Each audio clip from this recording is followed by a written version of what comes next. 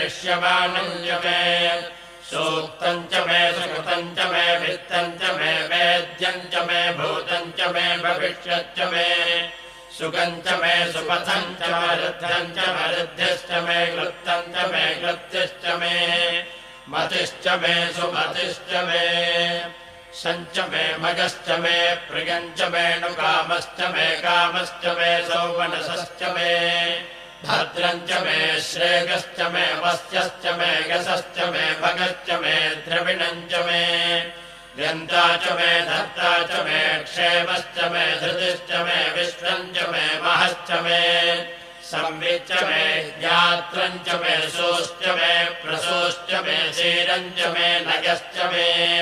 ऋतम् च मे मृतम् च मे गक्ष्मम् च मे नामयच्च मे जीवातश्च मे दीर्घायुत्वम् च मे अनमित्रम् च मे